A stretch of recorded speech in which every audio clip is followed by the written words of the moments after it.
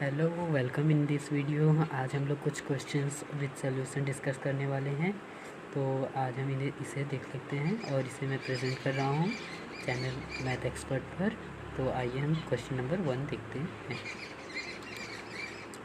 Question number 1 है मेरा, यदि a/b इक्वल 2/3 और 6a + 7b इक्वल 22 है 22 तो a का मान क्या है ना। हमारे यहाँ पहला क्वेश्चन दे रखा है, यदि a/b जो है वो 2/3 है और एक इक्वेशन दे रखी है मुझे, ये 6a + 7b इक्वल 22, तो a का मान क्या है। यहाँ इसमें ऑप्शन हमें दे रखा है 4/3, 1, 2/3 और उपयुक्त में से कोई नहीं।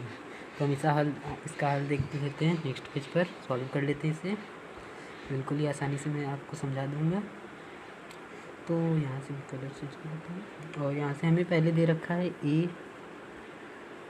a/b, जो कि दे रखा है, क्या दे रखा है, 2/3 दे रखा है। बिल्कुल दे रखा है 2/3। तो यहाँ से हम क्या देख सकते हैं, यहाँ से a बराबर अगर हम देखें तो a बराबर है हमारा, नहीं सॉरी, देखो यहाँ से ये क्रॉस मल्टीप्लिकेशन होते हैं ना। तो यहाँ से 3a बराबर हो जाएगा 2b और यहाँ से हो जाएगा b बराबर 3a/2। फिर हम आगे से देख लेते हैं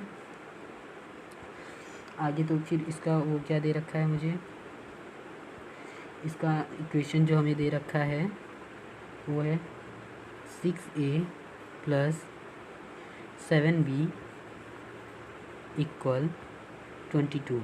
ये हमें इक्वेशन दे रखा है, हम क्वेश्चन पढ़ चुके हैं। और फिर अब यहाँ पे हम इस इक्वेशन को सॉल्व करेंगे। 6 × a + 7 × अब b का मान हमने यहाँ निकाला है, b बराबर 3a/2, तो यहाँ उसे हम पुट कर देंगे सिंपली 3a/2 और इक्वल है ये किसके, 22 के। अब सिंपली इसे सॉल्व करना है। यहाँ आगे देखते हैं हम, 6a को एज इट इज़ रखें प्लस 7 × 3 21a/2 इक्वल 22। अब यहाँ से हमें क्या करना है, आगे यहाँ से मुझको लेना होगा कॉमन। तो आगे मैं इधर कर देता हूँ, जगह थोड़ी कम पड़ गई गाइस, उसकी कोई दिक्कत नहीं है। यहाँ इसके आगे इसे हम इस कॉमन ले लेंगे। यहाँ पे मैं लास्ट से स्टार्ट करता हूँ बिल्कुल, ताकि दिक्कत ना हो। और यहाँ से मेरा हो जाएगा तो 12a + 21a/2 इक्वल 22 ये आ जाएगा। और इसे जब हम और सॉल्व करेंगे तो ये 12a + 21a जुड़ जाएगा, तो ये हो जाएगा 33a। और यहाँ से 2 जो है वो उस पार चला जाएगा, तो 21 × 2 हो जाएगा मेरा 44 ना। तो यहाँ से a की वैल्यू आ जाएगी 44/33 और सिंपली a हमारा हो जाएगा। इसे हम कैंसिल आउट कर देंगे, तो ये हो जाएगा 4/3। 11 से कट रहा है ना वो, 4/3 जो कि हमारा आंसर है। तो ये हमारा आंसर है, इसे आप नोट डाउन कर ले और इसे मैच भी कर लेता हूँ कि किस पार्ट का है वो। तो ये हमारा 4/3 आंसर आया है, जो कि है फर्स्ट ऑप्शन। तो ये हमारा राइट आंसर हो जाएगा। तो हम नेक्स्ट क्वेश्चन देख लेते हैं नेक्स्ट पेज पर। ये हमारा नेक्स्ट क्वेश्चन है, यदि दो संख्याओं का गुणनफल 320 है और उनका अनुपात 1:5 है, तो दोनों संख्याओं के वर्गों का अंतर क्या है। यहाँ अंतर है, उनका हमें स्क्वायर करना है और उसका डिफरेंस निकालना है। तो पहला ऑप्शन हमें दे रखा है 1024, दूसरा ऑप्शन दे रखा है 1356, तीसरा ऑप्शन दे रखा है 1536 और चौथा ऑप्शन दे रखा है 1635। तो हम इसे सॉल्व करते हैं उसी क्वेश्चन की तरह इस पेज पर। तो पहले हमें क्या दे रखा है उसे हम नोट कर लेते हैं। हमें दे रखा है 1.5 जो है 1:5 सॉरी 1:5 दे रखा है इसका हमें अनुपात ना। तो हम जैसे इस तरह के क्वेश्चन को सॉल्व करते हैं उसी तरह से हम सिंपली सॉल्व करेंगे। तो पहले हम इसको मान लेंगे कि मान लीजिए हमारा ये 1 है, मतलब कोई संख्या अगर x है तो उस और दूसरी संख्या जो है उसकी 5 गुना 5x होनी चाहिए। इस तरह से हमें दे रखा है। तो हम इसे देख लेते हैं कैसे। तो यहाँ से मान लीजिए पहली संख्या x है, यहाँ लिख लें पहली संख्या फर्स्ट नंबर है, और सेकंड नंबर जो है वो तो हो जाएगा वो 5x सेकंड नंबर ना। तो सिंपली हमें क्वेश्चन में क्या दे रखा है, पहली और दूसरी संख्याओं का जो गुणनफल है मतलब x इंटू 5x जो है वो है किसके बराबर है 320 के बराबर 320 के बराबर दे रखा है हमें। तो यहाँ आगे मैं इसे सॉल्व कर लेता हूँ। तो यहाँ से हमारा देखिए ये 5 को मैं उस पार भेज दूंगा, यहाँ से हो जाएगा x² बराबर 320/5 बिल्कुल हो जाएगा। अब इसे हम सिंपली सॉल्व करेंगे तो यहाँ से x² बराबर इसे हम काट देंगे तो ये कट जाएगा 64 बार में, x² बराबर 64। तो यहाँ से हमारा x यहाँ देख ही रहे हैं 8 का स्क्वायर बन रहा है, तो x बराबर यहाँ से हो जाएगा रूट में 64, और यहाँ से x बराबर यहाँ से 8 × 8 करके बाहर आ जाएगा 8, हमारा x का मान आ जाएगा। तो यहाँ से हमें क्या पता चल जाएगा, यहाँ से हमें ये पता चल जा रहा है कि जो पहली संख्या है वो 8 है ना। तो हम आगे यहाँ से कंटिन्यू करते हैं यहाँ से ना। तो जो पहली संख्या है हमारी, कलर चेंज कर देते हैं हमें,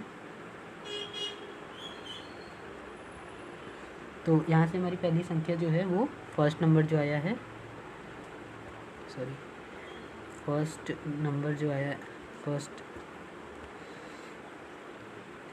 जो आया है वो हमारा है 8, x था हमने माना तो वो हो गया 8, और जो सेकंड नंबर था वो 5x था तो ये 8 × 5 हो जाएगा, 8 × 5 = 40, सिंपली इतना हो जाएगा। अब हमें क्वेश्चन में पूछा था दोनों संख्याओं का अंतर, तो हम सिंपली इसका अंतर बताते हैं कैसे, ऐसे वर्ग का अंतर जो है, वर्ग का अंतर में लिख लेता हूँ यहाँ अंतर हाँ। तो पहली संख्या का वर्ग करेंगे, मतलब पहली संख्या मतलब पहले हम पॉजिटिव वाला निकालने के लिए पहले दूसरी संख्या ले लेता हूँ का स्क्वायर माइनस 8 का 40 का स्क्वायर माइनस 8 का स्क्वायर, सिंपल समझ में आ गया। अब यहाँ से 40 का स्क्वायर क्या होता है 600 मतलब 1600 होता है, और माइनस 8 का स्क्वायर तो अभी हम कैलकुलेट कर रहे थे 64 होता है।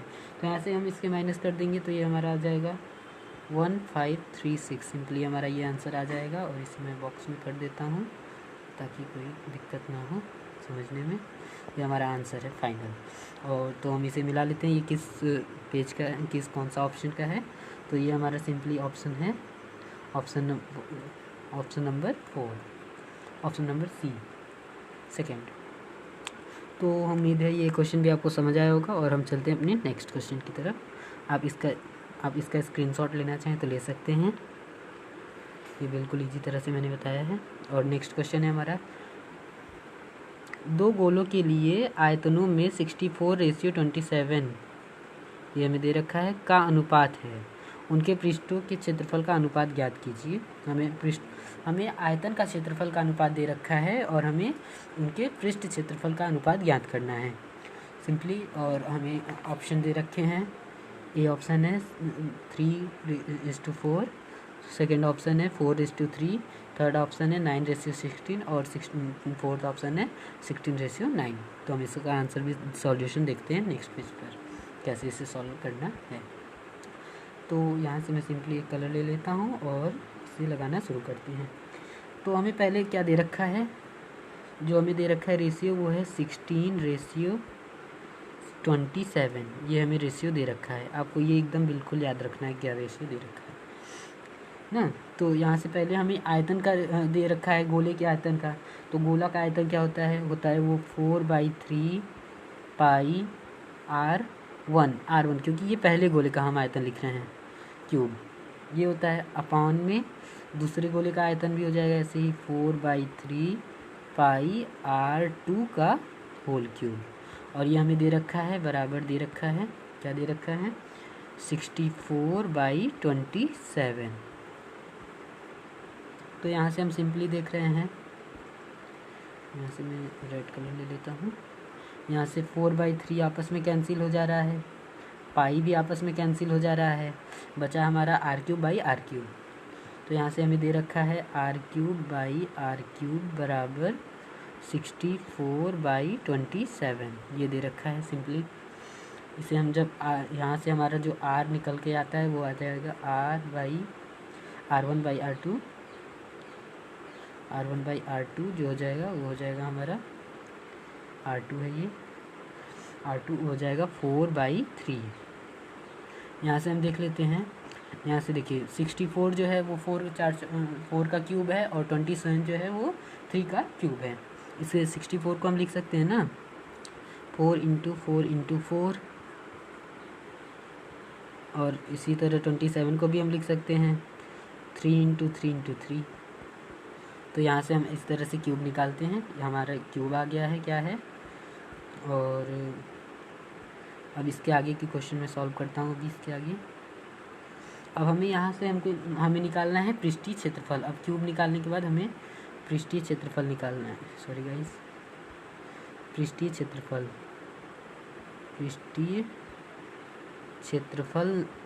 क्षेत्रफल का अनुपात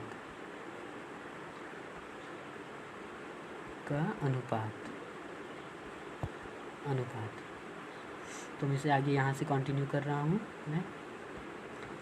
तो पृष्ठीय क्षेत्रफल का अनुपात क्या हो जाएगा, पृष्ठीय क्षेत्रफल क्या होता है, एक गोले का पृष्ठीय क्षेत्रफल क्या होता है वो हम देख लेते हैं। तो वो होता है 4 पाई R1 का R1 लिखेंगे और इसका स्क्वायर अपॉन सेकेंड का भी ऐसे ही हो जाएगा 4 पाई R2 का स्क्वायर, ये बराबर हो जाएगा 4/3। और ये हम निकाले हुए हैं। तो यहाँ से अब हम इसमें क्या देखते हैं, इसमें भी कुछ कट रहा है हमारा, तो इसे भी हम उसी तरह सॉल्व करेंगे और हमारा रेशियो निकल जाएगा। तो यहाँ से 4 से 4 कैंसिल हो जाएगा, पाई से पाई, ये पाई है गाइस, ये पाई से पाई कैंसिल हो जाएगा और यहाँ R2 का और इसका स्क्वायर का हमें बच जाएगा। तो यहाँ से इसका भी हमें स्क्वायर करना पड़ेगा, यहाँ जो मैंने स्क्वायर इसका किया नहीं है, यहाँ से मैं ग्रीन कलर ले लूँ, इसका स्क्वायर ना, क्योंकि यहाँ से हमें R² निकालना है ना, तो ये बराबर इसके स्क्वायर का होगा। तो यहाँ से हमारा हो जाएगा R² बराबर R² अपॉन R², R1 का स्क्वायर R2 का स्क्वायर बराबर हो जाएगा 4 4 जा 16 और 3 3 जा 9। तो ये हमारा इस क्वेश्चन का फाइनल आंसर हो जाएगा, ये हमारा फाइनल आंसर हो जाएगा। मैं लिख देता हूँ आंसर। तो उम्मीद है ये सवाल भी आपको समझ आया होगा। तो इसका आप स्क्रीनशॉट भी ले सकते हैं और यहाँ पे वीडियो को रिप्ले कर सकते हैं अगर आपको समझ नहीं आया। तो हमारा जो 16:9 है, 16:9 क्या है, 16 इसको हम अगर रेशियो में कन्वर्ट कर देंगे यहाँ से 16:9 हो जाएगा ना। तो ये 16:9 हमारा ऑप्शन नंबर डी है। यहाँ से हम देख लेते हैं ऑप्शन नंबर डी जो है हमारा आंसर हो जाएगा। तो उम्मीद है ये क्वेश्चन भी आपको समझ आया होगा। Thanks for watching.